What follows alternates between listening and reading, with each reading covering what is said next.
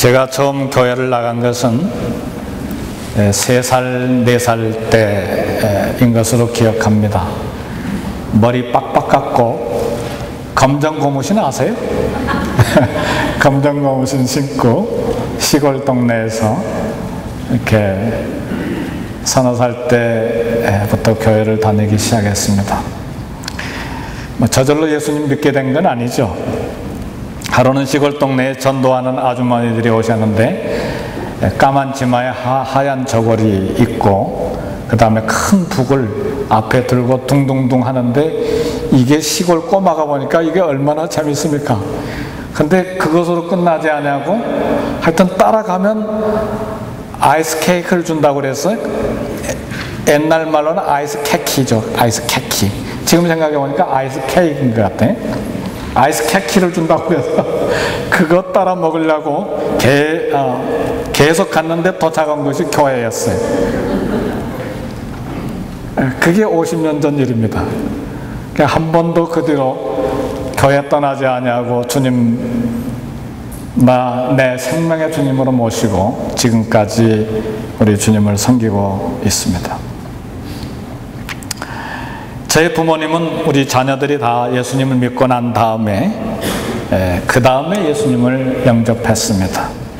제 아버지가 예수님을 믿게 된 사연 굉장히 복잡합니다. 시골 동네에서 면장을 10년 하시는데 면장 그거 작은 일은 아닙니다. 알아야 면장하지요. 그 동네에서는 유지예요. 친구들이 다 경찰서장, 우체국장, 국민학교, 중학교 교장들, 그 다음에 시골엔 농협이 있잖아요. 농협소장, 이런 사람들이 다 친구들이에요. 얼마나 이게 밤마다 저녁에 들어올 때마다 이게 뭐 한잔 하잖아요, 이렇게.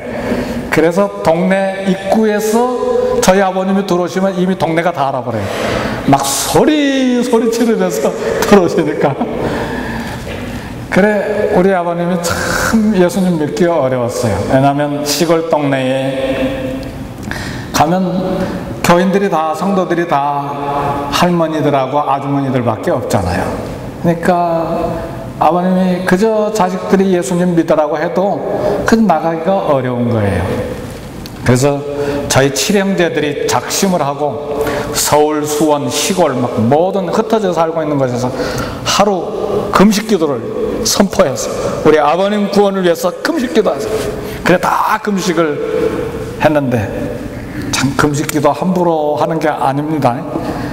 금식 기도가 마친 다음에 얼마 안 돼서 사고가 생겼어요. 저희 아버님 이제 연세가 많으셔서 이렇게 도로를 따라서 저녁 때 집으로 오시는데 옛날 시골길은 신장로라고 그랬잖아요. 신장로.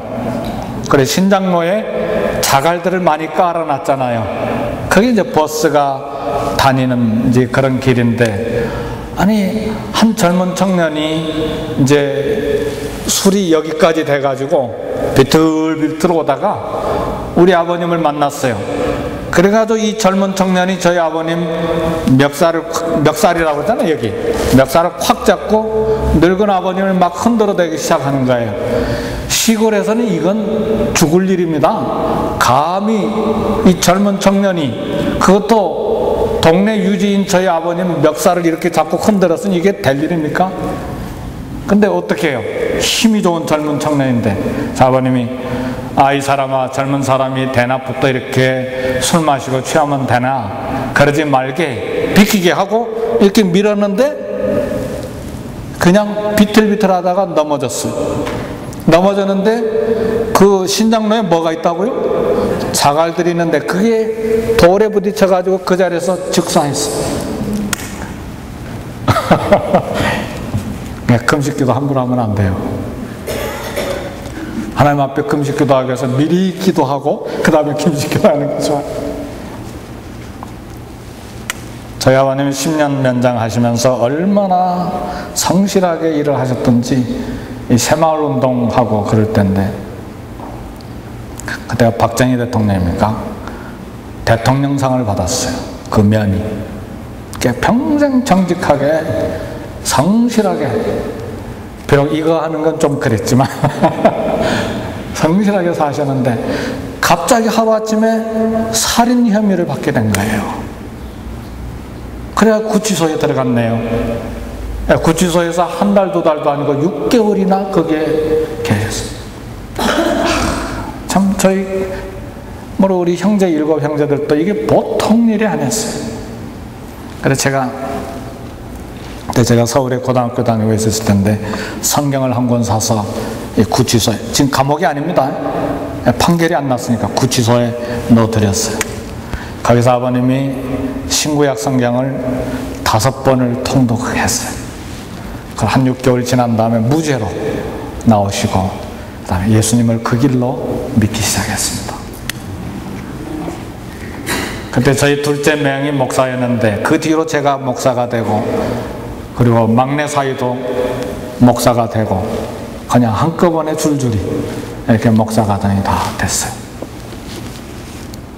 이것이 이제 우리 가족 중 마지막으로 아버지까지 다 예수님을 믿게 된 이야기입니다. 성도 여러분, 여러분의 가족은 아내, 남편, 그리고 자식들, 그리고 형제들 모두 다 천국에 들어가서 함께 만날 수 있습니까? 이게 오늘 본문 말씀의 중요한 주제입니다. 서둘러서 그들에게 전도해야 되고 반드시 예수님을 믿게 해야 돼요. 금식기도 응답으로 저희 아버지가 큰 사고를 만나서 어쩔 수 없이 회개하고 예수님을 믿게 되었을지라도, 그런 사고가 났을지라도 꼭 예수님을 믿어야 돼요. 성도 여러분, 혹시 우리 친구들 중에 많이 아픕니까? 사업이 잘 안 됩니까? 큰 사건들을 만났습니까? 물론 그것들이 큰일이지만, 그러나 예수님을 안 믿는 것은 그 어떤 것보다 큰 일일 수가 없어요. 어마어마하게 큰 일이에요. 왜요? 예수님을 믿지 않으면 가야 될 곳이 딱 한 군데 정해져 있기 때문에 그래요. 전도서 3장의 지혜자는 이렇게 이야기했어요. 범사의 기한이 있고 천하만사가 다 때가 있나니 날 때가 있고 죽을 때가 있다 그랬습니다. 그렇습니다. 사람은 태어날 때가 있고 죽을 때가 있어요. 우리는 죽음을 종말이라 그렇게 말합니다. 우리 인간에게는 우리가 만나야 될, 반드시 만나게 될 2가지 종말이 있는데, 하나는 우주적인 종말이고 또 하나는 개인적인 종말이에요. 우주적인 종말은 우리 예수님께서 이 땅에 재림하셔서 온 세상을 심판하는 날입니다. 그래서 천국 갈 자는 천국으로, 지옥 갈 자는 지옥으로 보내는 날입니다. 개인적인 종말은 내가 갑자기 이 생명이 끝나서 호흡이 끊어지는 날이 개인적인 종말입니다. 우리가 개인적인 종말을 만나든 우주적인 종말을 만나든 우리 영혼은 천국 아니면 지옥, 이 2가지 중에 한 곳으로 가야 되는 것이 하나님이 정하신 법칙입니다. 나의 가족, 그리고 우리 형제들, 우리 친구들이 지옥에 갈 수는 없어요. 반드시 천국에 가야 돼요. 그래서 비록 예수님을 믿지 아니하는 불신자라 할지라도 지옥에 가기는 싫어합니다. 맞습니까? 그러니까 천국 가야 돼요.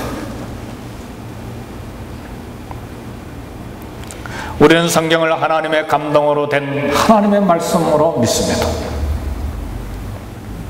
성경은 하나님의 계시입니다.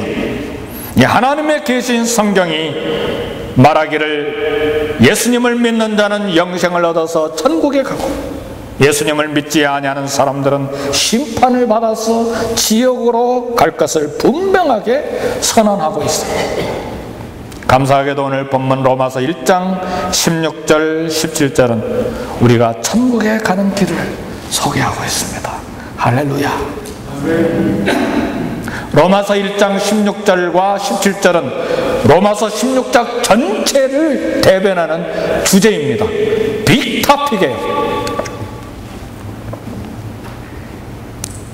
16절에서 바울은 말합니다. 복음은 모든 믿는 자에게 구원을 주시는 하나님의 능력이 됩니다. 복음이 뭐라고요?